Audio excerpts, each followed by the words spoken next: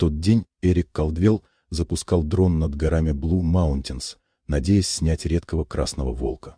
Но на экране появилось нечто странное — темные очертания на заснеженной вершине. Сначала он решил, что это помехи, но чем дольше смотрел, тем отчетливее становилось — там что-то есть. И что-то опасное. Чтобы разобраться, Эрик решил подняться на вершину сам. Он шел по пустой тропе, заметив, что людей здесь нет вовсе, будто эту часть гор избегали. Он не взял воды и, поднимаясь все выше, был вынужден есть снег. Когда он решил проверить дрон, увидел, что заряд 1%, и через секунду устройство рухнуло вниз, оставив его без материалов и без выбора. Нужно идти за ним. Добравшись до вершины, он увидел только гладкое поле снега. Но ниже обрыва, в узкой расщелине, лежал его дрон. Спуск был опасен. В какой-то момент нога сорвалась, камни посыпались вниз, а ладонь порезал острый выступ. Несмотря на боль, он добрался до дрона и выбрался наверх. И именно тогда заметил то, что видел с воздуха. Несколько странных объектов, частично укрытых снегом. Они выглядели искусственно, ровные формы, тенты.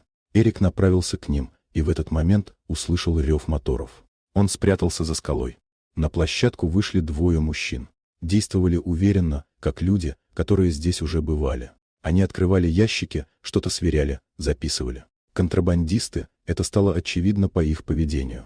Когда они ушли, Эрик вернулся к ящикам и услышал внутри тихий, живой звук.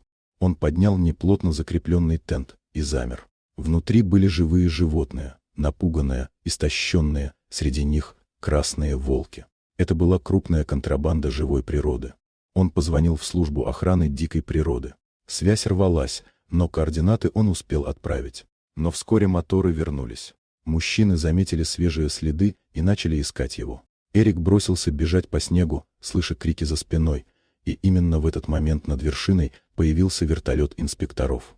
Контрабандистов задержали, животных освободили. Казалось бы, конец истории. Но нет. Когда инспекторы поднимали ящики, звери внутри вели себя слишком тихо. Снег возле некоторых ящиков был будто обожжен. Один инспектор внезапно рухнул на колени, хватаясь за горло. Эрик заметил дрожание земли. Он поднял тент последнего ящика и увидел внутри выжженное углубление, откуда поднималось странное мерцание. Дерево было горячим, что в ледяной вершине было невозможно. Земля содрогнулась. Снег просел, открывая трещину. Из глубины тянуло теплым воздухом. По краям следы, похожие на когти огромного существа. Гул усиливался. Треск. И вдруг вспышка света и пара.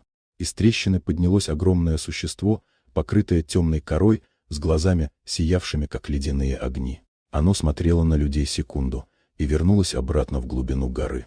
Тишина стала глухой, тяжелой. Эрика затолкали в вертолет.